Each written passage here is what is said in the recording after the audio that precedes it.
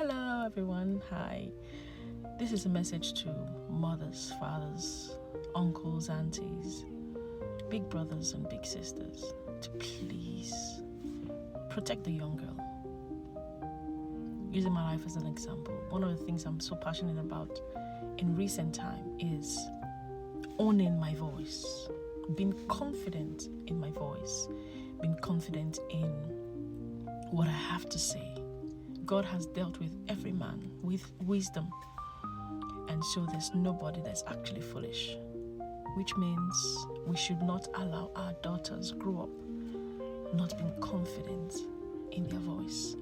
One of the things that went wrong with me, I would say terribly, is I always used to consider others instead of myself. In what way? When there is a conflict, for example, just using, my life as an example now. When I had a conflict with someone, and I know what transpired, maybe it was an insult or something. I know what transpired, but because I was always afraid of not letting them walk away, not having them stop being my friend, I would always put my feelings aside. I would always put my narrative aside. I would always put the truth aside and accept what they had to say as what has happened. And looking back, I realized that became a behavioral pattern. This happened frequently when I was a child, in the midst of a large family. And then it expanded into secondary school and university.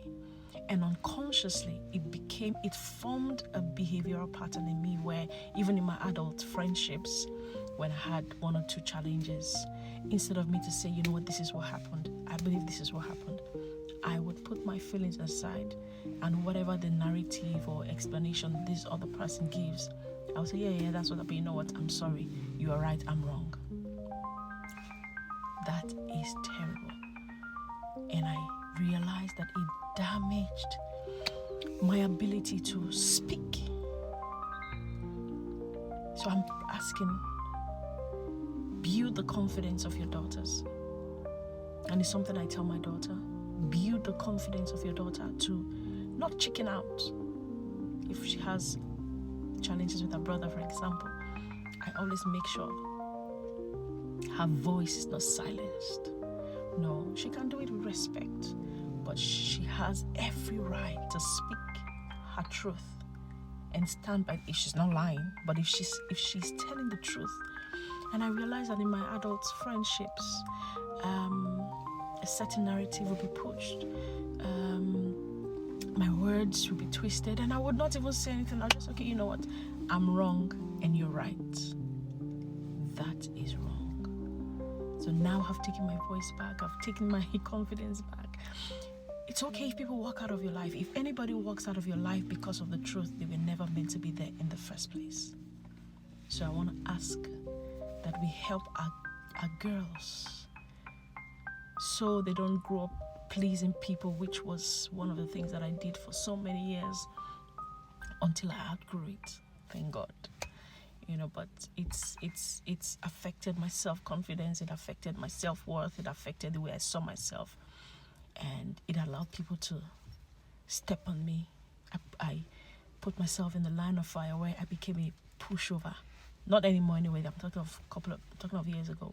But you see, if our daughters win in this area, they'll be very confident women. Especially when they grow up to become wives and planning to get married, they will be able to handle toxic relationships. And that happened a lot with me when I encountered toxic people, and toxicity has a way of altering your mindset in the way, especially when, things happen. So I want to ask, please, mothers, fathers, let's build the confidence of our girls so that we will raise confident women, raise confident girls, and they will not be a pushover. Have a blessed day. God bless you.